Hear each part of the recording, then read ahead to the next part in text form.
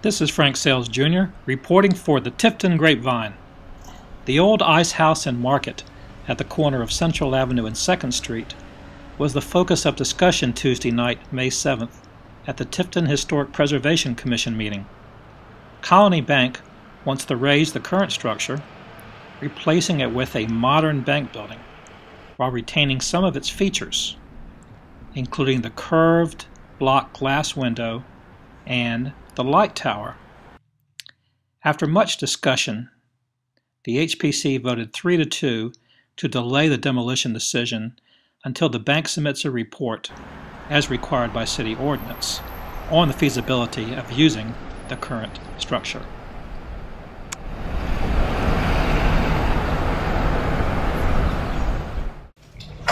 What we have before us tonight is application 13-025. Colony Bank is asking for permission to demolish the existing structures at the corner of 2nd and Central Avenue.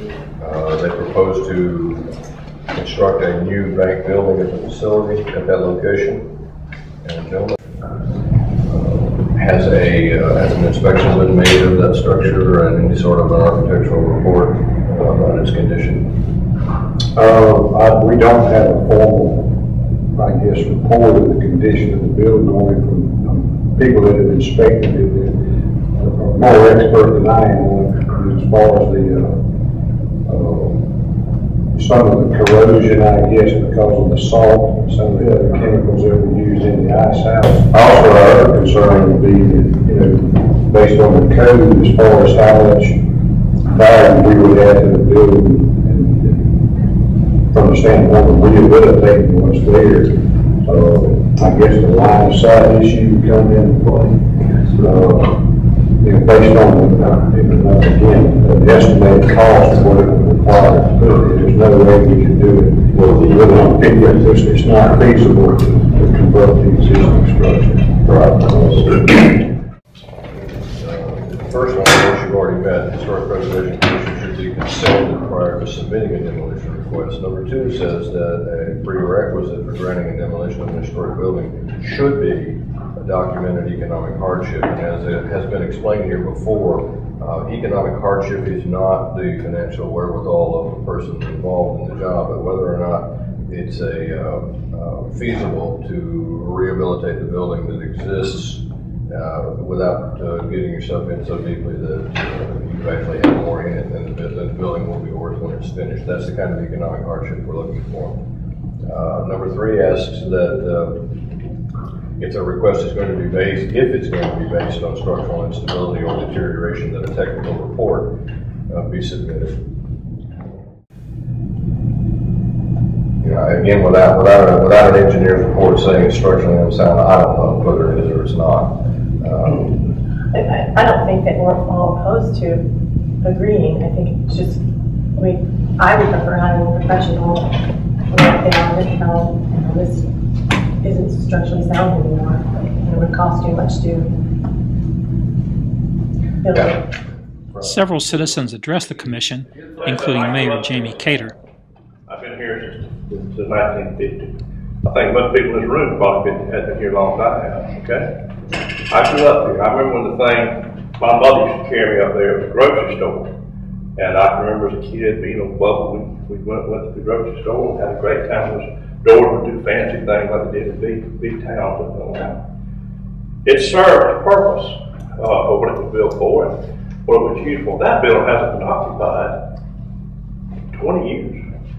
The ice house went out probably 5 or 6 years ago, and had the proper people come down, they'd probably shut it down a lot sooner than that. It's going to be nothing but an eyesore on that corner. And regardless of the historical value, listen, we looked at buying that thing. Me and my partner looked at it. I went through the building. I went to the basement. I looked at the whole thing. I do believe there's probably asbestos in there. If you want to talk to me, you need to write notes to talk to me. No, I'm not talking to you. Well, it probably got asbestos in it. There's a number of things. I had some people to come look at it. It wasn't worth trying to redo. The basement, the whole 9 yards. It's a goat ranch over there. This is an opportunity. These people have come here to expect an answer tonight, to find out if they can build a nice building based on historic deco, okay? It's been done before. I see you smiling. It's been done before. The deco that's going to be here is going to be marvelous. It's going to be like the post office down in Valdosta they built. It's beautiful. It's gorgeous. And when you compromise that or look at that compared to what we've got now, and like I said, I don't know if I need to be speaking because if y'all turn it down or whatever, they have to come to us then. And I may have to recuse myself. If I do, I'll have to recuse myself. But as a citizen, I beg you to do the right thing. Please. This is for the betterment of the city as a whole. We have a historical district because we can afford a historical district, because we can put sidewalks in there for you, because we do have businesses that share that load. And I don't know that everybody understands that. It takes us all working together to make this thing happen. And I just beg you to look at this thing. I think they've gone a lot of trouble. I haven't looked at the plans in detail. I don't have any stock in Colony Bank or anything like that. But I do know from what I see there, they even captured the roundness. You don't see any new buildings put up now that has that round wall, or I haven't lately. They worked well with us and we appreciated that. Ma'am? They worked well with us and we appreciated They that. did. And they were going to put the old light back up. I was just looking at that today when I came by. I said, I think that looks like brass up there. I didn't know they were going to keep it. That'd be fantastic to put that light up there. But y'all, please. I love my historical district. I grew up in that historical district. I was a barefoot boy walking through that historical district before it was ever a historical district. I hated when they moved the Cox House and all those houses and put up a mall down through there. They ruined a lot of classic homes that we should have in our historical district. But this is a commercial section. This has nothing to do with the houses that are over here. And let's look at it from that standpoint. Since you pointed me out, I'd like to share what I wrote down. Would that be okay with you? It'll be okay. I probably had order to do that. Yeah, you probably weren't. Didn't. However, I wrote down, we need a report because I take this seriously. I can't hear good, I'm sorry. I wrote down just to tell her that we need a report because we represent the people here and we need proof. Not just because you want it done. We need proof. You need proof of what? That the building. We need proof for. When other people come here, we use the book, and we go by the book. I don't see why we shouldn't go by the book with these. You can beat this horse to death, but I don't think that's beating it to death. It's just asking for one report. Well, so you need an engineer. Yeah, that's what she's getting at. It doesn't have to be an engineer's report, but we do have these. This is a book that City Council gave us to use, and it's pretty clear that at least one of these criteria have to be met. Now, you can make your assumptions that you want about what the feelings are of the members of this commission. I try not to because they've surprised me too many times. I don't sense in this room at this moment that there's any definitive idea that this shouldn't happen. It's just that we want to tick the boxes off, so that when a decision is ultimately made, it'll be one that stands. Well, I'll sum it up by saying I certainly agree with the razing the entire building, all of it, and going with this beautiful project that's in place there. In my mind, it does not demise the historical district. Once that building is built of that nature, I think it will enhance it. With the structure having the visual prominence of the ice house, I would like to see an independent evaluation of the structure by someone familiar with historic preservation, not just someone who likes to build.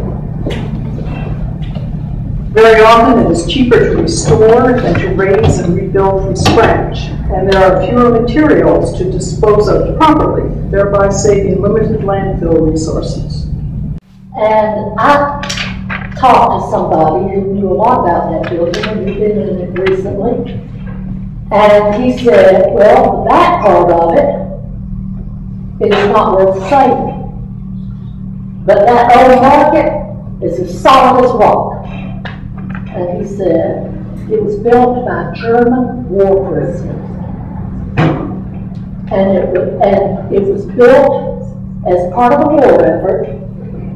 It has down below in the basement It's like a bomb shelter where people could go and save. Now that is historic significance, and I think you need to consider that. I don't think there's, I mean, it seems to me that there's a prevailing sense that this clearly will be a place for compromise on this question, if we can get some of the documentation that we're looking for. I think the elephant in the room is this thing is going to cost a lot of money, even if you're going to get in and use that existing building.